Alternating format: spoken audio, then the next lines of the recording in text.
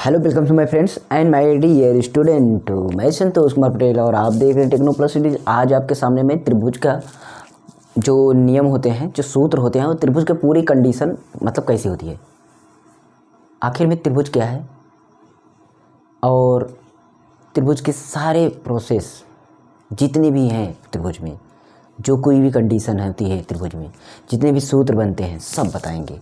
तो ये पार्ट है आपका 30 त्रिभुज। देखिए, त्रिभुज आपको पता होगा कि त्रिभुज जो होता है कुछ इस तरीके से होता है। ये हो गया आपका त्रिभुज, ठीक। अब ऐसा ही नहीं कि त्रिभुज ऐसा ही रहेगा।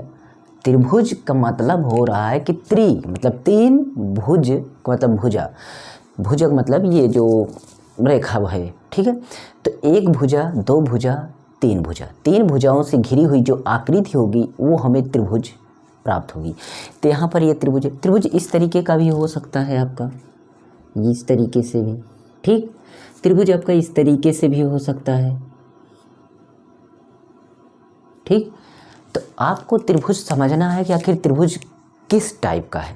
तो यहाँ पर हम त्रिभुज की जो चर्चा कर रहे हैं, तीन टाइप के त्रिभुज की चर्चा कर रहे हैं, जो कि आपकी आकृति के आधार पर तीनों त्रिभुज आपके हैं, ठीक है। तो त्रिभुज को हम आकृति के आधार पर हम यहाँ पर बता रहे हैं, ठीक है।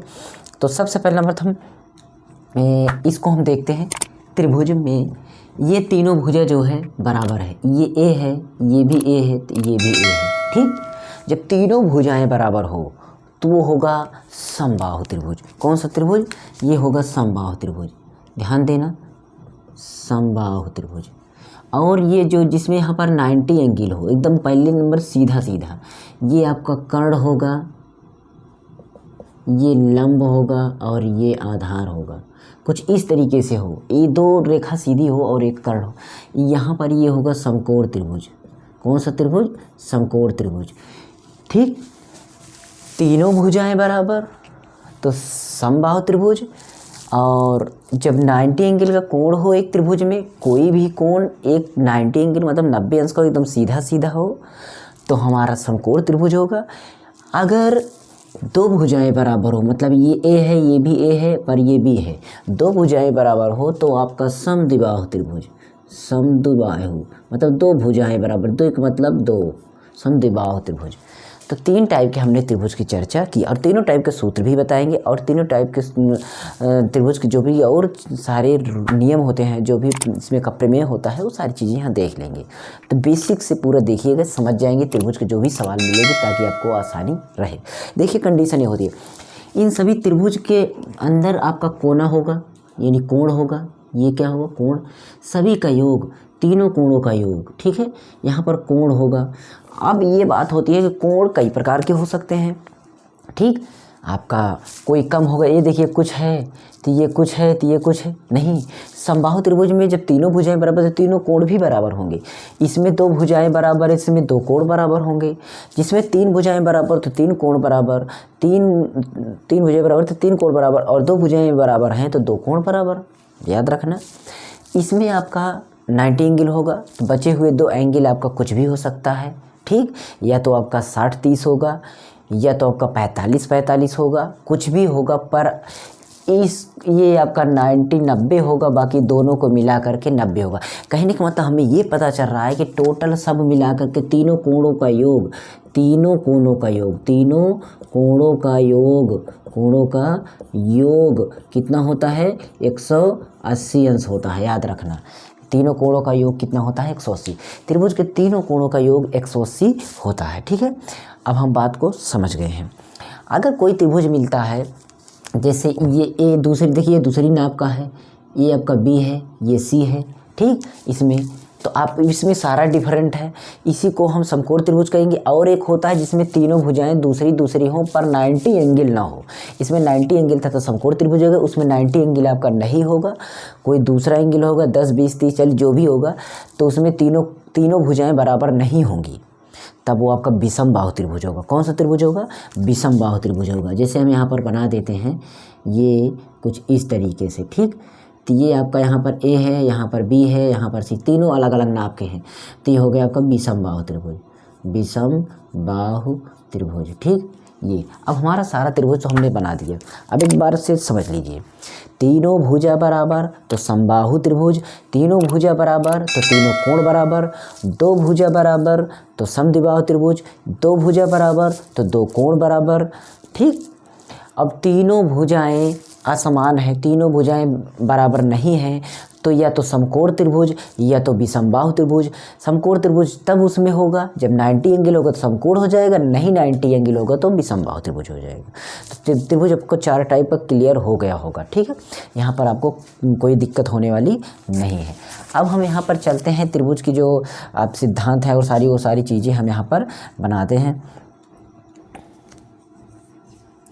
और बहुत सारे नियम हैं त्रिभुज में, आपको वो समझने के लिए आपको थोड़ा सा कुछ चीज़ें समझनी पड़ेगी, इसलिए उसको हम ज़्यादा चलते नहीं हैं। अब इसमें हम आपका जो त्रिभुज प्रकार होता है, त्रिभुज का आपका प्रकार हो गया कि समबाहु त्रिभुज, विषमबाहु त्रिभुज और समद्विबाहु त्रिभुज। लेकिन हम ये कोणों के मतलब ये आपका हो गया आपका भुजाओं के आधार पर। किसके आधार पर? ये आपका सब हो गया भुजाओं के आधार पर। ये था भुजाओं के आधार पर, यहाँ पर लिख देते हैं, ये था भुजाओं के आधार पर, भुजाओं के आधार पर। ठीक, इसके बाद हम चलते हैं कोणों के आधार पर, कोणों के आधार पर। तो कोणों के आधार पर कौन कौन से होंगे? देखिए, एक तो होगा आपका न्यून कोण, न्यून कोण, न्यून कोण के आधार पर आपका त्रिभुज बता सकते हैं आप। दूसरा होगा आपका न्यून कोण के बाद आपका समकोण होगा, अधिक कोण होगा, इसे से समकोण, फिर अधिक कोण। ठीक, अधिक कोण, इन तीनों के आधार पर भी त्रिभुज बनेगा। ठीक है, न्यून कोण कौन सा कोण होता है? जो 90 एंगल से कम होता है, मतलब इसमें का प्रत्येक कोण आपका 90 अंश से कम होगा। यहाँ पर आपका मान लीजिए कोई त्रिभुज ले लिए, एक 60 हुआ, एक 80 हुआ, एक और कुछ होगा, मतलब तीनों कोण आपका इस तरीके से ये आपका न्यून कोण होगा। ठीक है, तो न्यून कोण आपका हो गया। समकोण आपको समझ रहे, समकोण जिसमें 90 एंगल होगा। अधिक कोण, जो अधिक कोण वो होगा जो 90 एंगल से ज़्यादा होगा। ठीक है, वो आपका होगा। तो ध्यान दीजिएगा इन सारी बातों को। कोण के आधार पर त्रिभुज को हम बांट सकते हैं और भुजाओं के आधार पर। 2 प्रकार के त्रिभुज हम बना सकते हैं, समझ सकते हैं। ठीक है, तो त्रिभुज को आपको समझ में आ गया। मान लीजिए मैंने कोई त्रिभुज लिया, ऐसे मैंने कोई त्रिभुज लिया, यहाँ पर आपका 80 अंश है। ठीक है, ये कितना है? 80 अंश है। और 80 के बाद यहाँ पर मैंने ले लिया आपका 50 अंश। कितना अंश ले लिया? 50 अंश। तो 80 50 तो आपका हो गया 130। अब बचा ये 50 अंश। तो ये सभी कोण देखिए 90 एंगल से कम है। इसका मतलब मुझे पता चल रहा है 90 एंगल से कम है। ये न्यून कोण के आधार पर ये त्रिभुज है। ये क्या है? एक त्रिभुज है। तो त्रिभुज है न्यून कोण के आधार पर। किसके आधार पर? न्यून कोण के आधार। तो ऐसे होगा।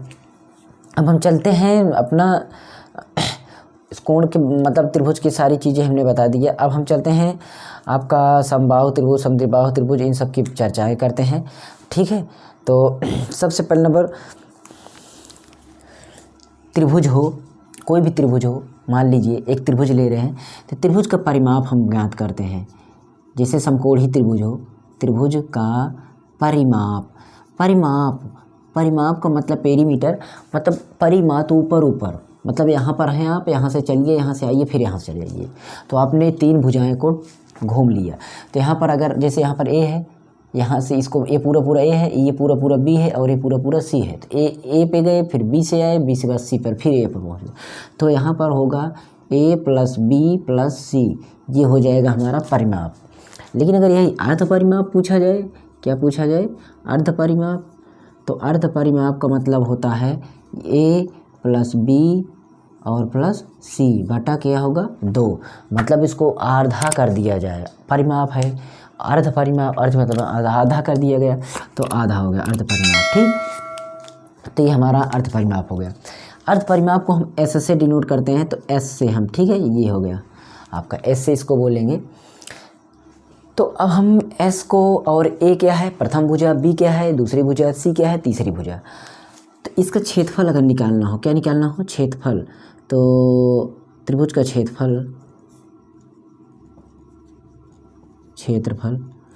अगर आपने एस निकाल लिया है तो आपको एस यहाँ पर लिखना पड़े, फिर एस में से ए, फिर एस में से बी, फिर एस में से सी, मतलब प्रत्येक भुजा को आप घटा लेंगे और जो वर्गमूल करेंगे तो आपका आ जाएगा त्रिभुज का क्षेत्रफल। लेकिन यही चीज़ आपको समकोण त्रिभुज का आ जाए, समकोण त्रिभुज का क्षेत्रफल पूछा जाए तो थोड़ा सा फर्क होगा। फर्क ये होगा कि समकोण त्रिभुज में आपका एक आधार दिख रहा है, एक ऊंचाई, तो इसमें हमारा 1/2 होगा और गुणा में आधार गुणा ऊंचाई। बस ऐसे डायरेक्ट समझ लेना कि आधार वाली भुजा को लिख देना, ऊंचाई वाला लिख देना, तो आपका आधार और ऊंचाई हो जाएगा। ठीक है, तो लगभग आपका ये हो गया। अब हम चलते हैं समबाहु त्रिभुज का आपका क्षेत्रफल निकालते हैं। किसका? समबाहु त्रिभुज का। समबाहु त्रिभुज, ये समकोण त्रिभुज का हो गया। किसका हो गया? समकोण त्रिभुज का। ये समबाहु त्रिभुज का क्षेत्रफल। समबाहु त्रिभुज का क्षेत्रफल क्या होगा? समबाहु त्रिभुज का क्षेत्रफल होगा आपका अंडर रूट के अंदर 3/4, अंडर रूट के अंदर 3/4 गुणे भुजा का स्क्वायर। क्या? भुजा का स्क्वायर, मतलब 3/4, और अगर भुजा को आप ए मान रहे हैं तो ए का स्क्वायर। ठीक, ये होगा समबाहु त्रिभुज। समबाहु त्रिभुज कौन सा है? ये है, मतलब इसमें हम देख रहे हैं तो 3 है, तीनों का हम रूट कर देंगे और 4 बार उसका डिवाइड कर देंगे, ए का स्क्वायर कर देंगे। इसके बाद समबाहु के बाद आपका आता है विषमबाहु। क्या आता है? विषमबाहु त्रिभुज।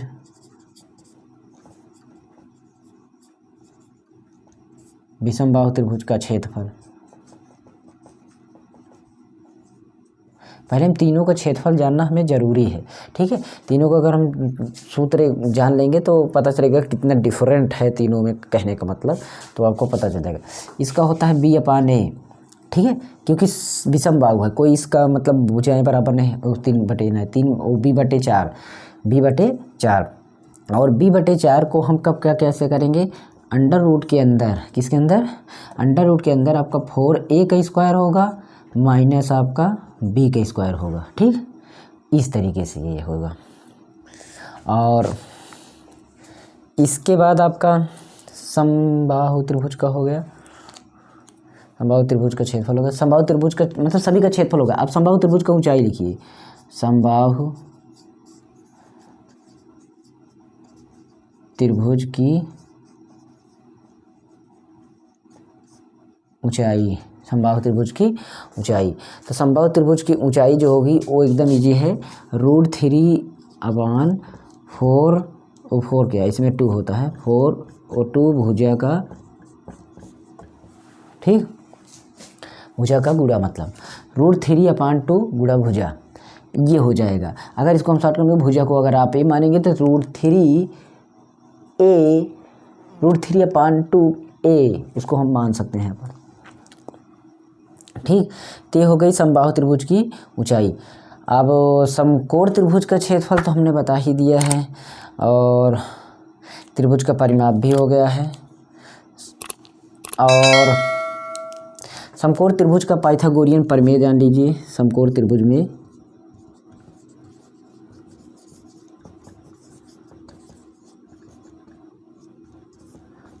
का पाइथागोरस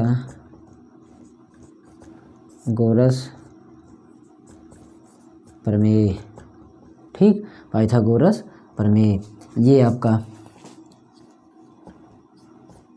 कर्ण का स्क्वायर, फिर आधार का स्क्वायर, ठीक, और प्लस लंब का स्क्वायर, ये कर्ण वाली बड़ी वाली भुजा, इन दोनों भुजाओं को स्क्वायर को जोड़ देंगे तो हमारा कर्ण का स्क्वायर होगा।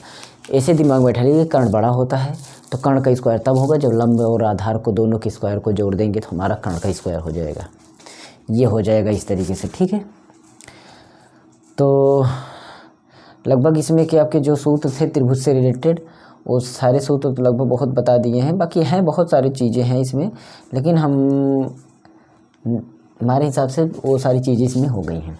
ठीक है, अब मान लीजिए कोई त्रिभुज ऐसा आया, कहीं क्षेत्रफल हम निकाल रहे हैं और त्रिभुज का क्षेत्रफल आ गया, समकोण त्रिभुज इसमें है कि 90 एंगल है एक जगह। ठीक, तो आप पहले इसका परिमाप निकाल लेंगे, इस तरीके से तीनों को जोड़कर अर्ध परिमाप उसका आधा कर देंगे तो ऐसे निकलेगा।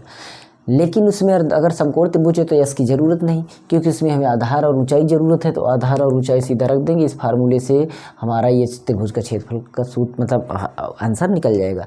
और इस त्रिभुजों का आपको ज़रूरी है निकालना, क्योंकि अगर आप ये निकाल लेंगे तो जो खेतों का क्षेत्रफल निकालने के लिए आता है, अगर आप कहीं पर हैं तो आप अपनी खेत का घाटा संख्या को जब हम निकालेंगे उसमें त्रिभुज में डिवाइड करेंगे तब हमें ये काम आएगा निकालने के लिए। ठीक, तो ऐसे करना है।